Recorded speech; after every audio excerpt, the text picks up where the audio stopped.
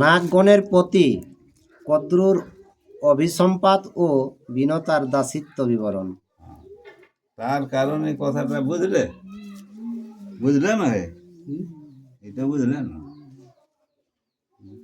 নাগরা কদ্রুর নন্দন বটে, তো সে তাদের প্রতি মনে কর অভিসম্পাত করছে মায়ে বেটাকে। তারপরে হচ্ছে মানে কদ্রুর দাসিত্ব ভোগ করতে হচ্ছে বিনতাকে। এই কথাগুলা বলবে। ও কদ্র সন্তানরাকে অভিশাপ করবে, এটাও বলবে, আর ও আর দাসী করবে বিনতাকে, সেটাও বলবে। এই কথাগুলা হবে। আর কোনো নাই। সোনা কাঁদে মনে গানা সৌতিরে পুছিল কদ্রু আর বিনতায় কি প্রসঙ্গ হইল। তো সৌতি মুনিকে মনে কর জিজ্ঞাসা করে থাম মনিটার সনকাদি মুনি, তো বলছে কি প্রসঙ্গ হলো, বলছে কদ্রু আর বিনতার। আর সাউতি বলে দুইজন দেখি তুরঙ্গম সর্বসুলক্ষণয়স অতিমানরমা। তাহলে এবারে সত্যি মনে বলছে একটা খুব সুন্দর মনে কর ঘোড়া বলছে উচ্চশ্রবা, তো খুব দেখতে মনোরম রকম। এইটা দেখতে কেউ পাচ্ছে কদ্রু আর বিনতা। আর কদ্রু বলে বিনতা দেখ সবর কোন বর্ণ ধরে অস পরম সুন্দর। তো কদ্রু বিনতাকে বলছে দেখো অশ্বরটা বলছে কোন বর্ণ ধরে, বলছে দেখতে খুব অতি সুন্দর বলছে। আর বিনতা কহিল শ্বেত বর্ণ ধরে তুমি কোন বর্ণ দেখ কহ দেখি মরে। বিনতায় বলছে যে শ্বেত বর্ণ ধরে অশ্বটা বলছে, আর তুমি কোন বর্ণ দেখছো সেটা দেখি বলো দেখি একবার, বলছে।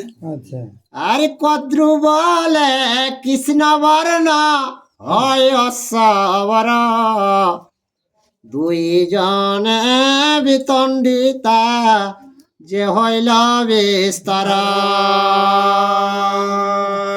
ও বলল বিনতাই বলল শ্বেত বর্ণ, আর কদ্রু বলছে নীল বর্ণ।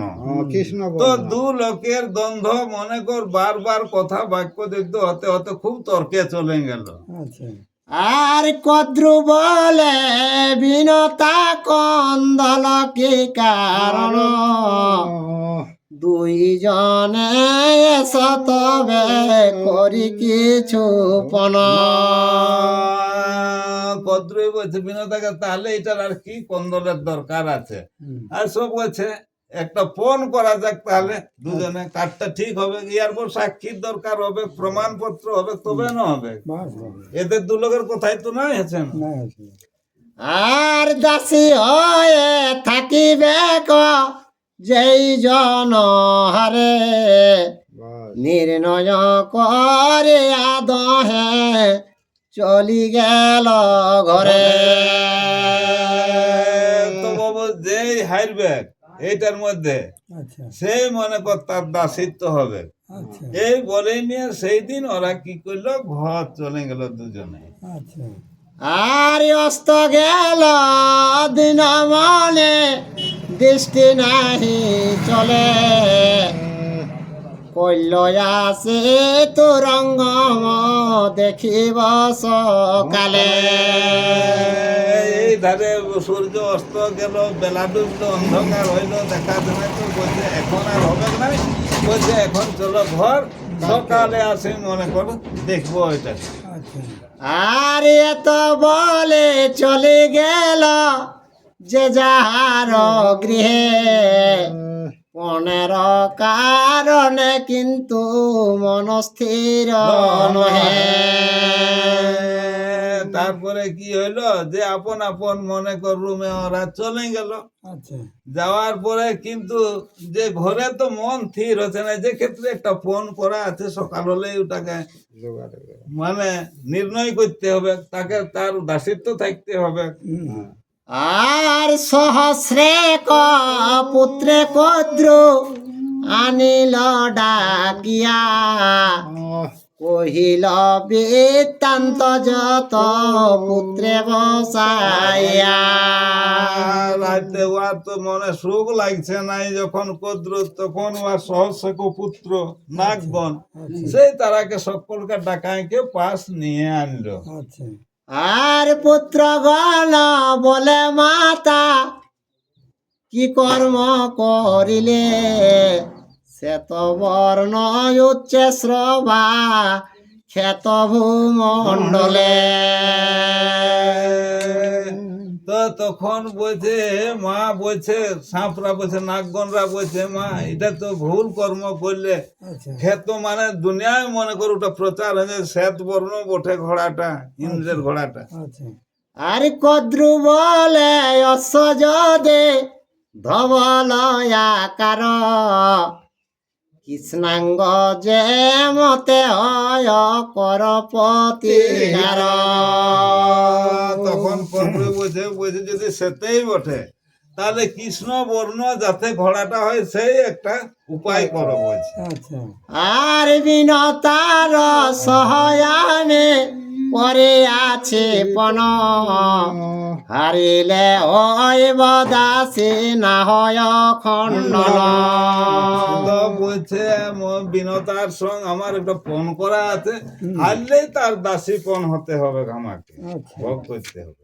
আর এত শোনে নাগগণ বিরস বদন, মায়ের চরণে তবে করে নিবেদন। নাগগণরা তখন সেই তার মায়ের চরণে মানে প্রণাম জানাচ্ছে। আর যেমন জননী তুমি তেমন বিনতা, আর কপটেতে দিব দুঃখ ভালো নহে কথা। তো বলছে হে মা, নাগগণরা বলছে তুই যেমন মাতা সেই রকম বিনতাও মা বটে বলছে আমাদের, সৎমা তো বটে, পিতাটা তো একে এটা। তো কপট করে আমরা লোককে দুঃখ দেয়াটা এটা তো ভালো কথা লয়। আচ্ছা, ঠিক ঠিক। আর শোনে কুপিল কদ্র দিল সাপ বাণী, জন্মে জয় যজ্ঞে ভস্য হইবে সবক্ষণে।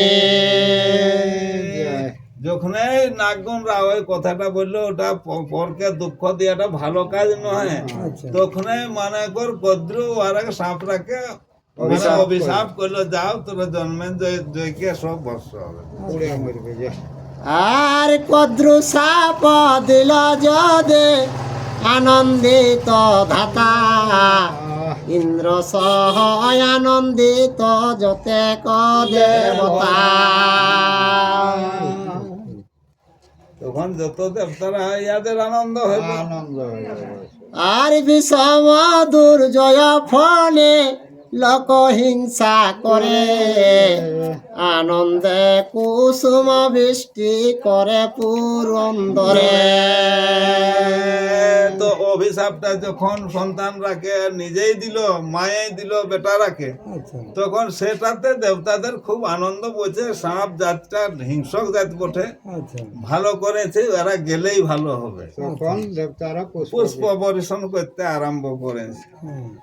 আর বিষের জলনে লোক হইত বিনাশ, রক্ষা হেতু ব্রহ্মা মন্ত্র করিল প্রকাশ। ঠিক।